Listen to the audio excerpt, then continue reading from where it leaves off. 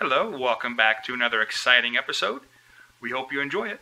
Oh, don't forget, if you could please check out our Patreon page at patreon.com/ResslerMania. We'd really appreciate it. And don't forget to subscribe. We really like seeing those numbers go up, and we appreciate everyone who has subscribed in the past, so thank you very much. Now, without further ado, on with the video.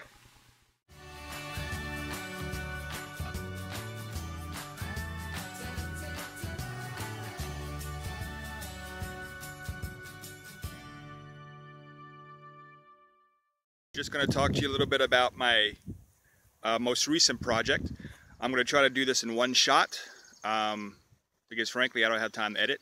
But I want to show you a raised bed system that I'm starting. It's kind of unique, and I'm using a core system, and I'll show you what that means. It's a little windy out right now, which is why I'm taking a break to do this video. And just see what you think.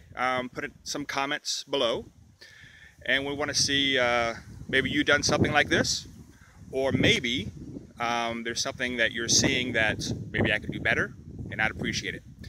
So let me try to turn this camera around and see what we can do and what we can see. Okay, so this is my raised bed that I'm putting up. What I did is I put these posts in every 4 feet. Dig a nice little hole. I don't know if you can see that. It's quite bright out here.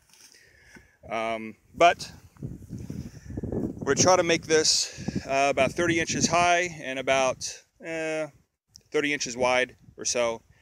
I'm going to put an in-ground, or I should say underground, watering system with piping coming up. And what I did, again, every 4 feet we put the posts. I put some 10-bys on here, so 8 foot long, 2 inches wide, and 30 inches tall. So we have, 10 inches tall, so 3 of them, so that'll be 30 inches high, because I'm an old fart and I don't like to bend over. I'm using the bags that I use for my bag soil, because we really don't have a really good organic place around here that I can get some good soil, so I do have to revert to some bags, but it's not quite as expensive as you can think, because I use the bags for something else that I'll show you in a moment. Now this white stuff here, see if I can get a shot down here, this is what I'm using as a barrier, because some of this wood that I am using, it is stained, because I had to, throughout the year, throughout the winter, I tried to get some wood that was as cheap as possible, some called wood, so it's a little bent here and there, but doable for me, and it's what I needed. And some of that, of course, I don't know what's in it. I don't know if it was treated or not. So my brother, Gary, gave me some of this. It's actually a filter roll that he uses at an industrial plant. And I use that as a barrier so that there's no leaching. And what I'm doing here, this is what I was talking about. There we go. That I'm using the bags for as a base. So I'm using that as a base, as well as you can see, some metal netting down on the bottom, so critters won't come up. We do have some groundhogs, some gophers, so some groundhogs, and some little pests that will try to come up through and have a nice little home. And the reason why they think this is a nice home is because I use the core system. Now the core system of gardening means you put twigs or straw, or in my case grass, on a bottom layer, and I filled it up pretty much the size it'll go, maybe giving it 10 inches or so. Then I put cardboard down all across here on top of the grass so the weeds don't come up through. And then I put some basic topsoil or garden soil on it. And then on top of that is what I put my own mix on, and I'll talk about that a little bit later. But one thing, if you saw my camera pan a little bit here, is I have a lot of pipe going through here. Now, of course, this is the main pipe for this garden.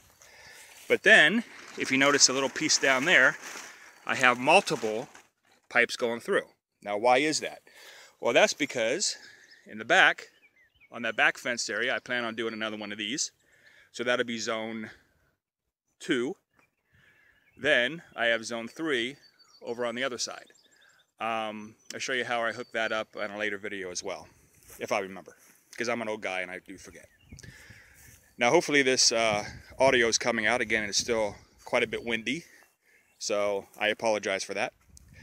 But just to give you an idea, I was able to finish half this project. Oh, by the way, this is going to be, when it's finished, 103 feet long. So, bit of a large garden. Now here's the organic soils that I got. Got some topsoils, I got some garden soils. And again, I'll show you my mixture a little bit later. But this is after the first season. My squash, of course my peppers, basil. I got, of course, all kinds of the cabbages and the zucchinis and cucumbers, and I got all kinds of different varieties of tomatillos, and yeah, I got all the basic stuff. So as you can see here, of course, the red beets. I also got some interesting things that worked out for me quite well yesterday. I mean, yesterday. Last year when I had my other garden is, there we go, white eggplant. Now this is supposedly a traditional eggplant. Looks like an egg, it's white, I guess hence the name. So anyway, that's my project, my most recent project. Hope you like it. To come up with and listen to my other videos, please subscribe below, and I'd appreciate it. I'll also talk about why I have these buckets in my garden. So if you're curious about those, again, subscribe, and once I upload more videos, we'll be good to go. And also, give me a thumbs up. Thank you, and have a great day.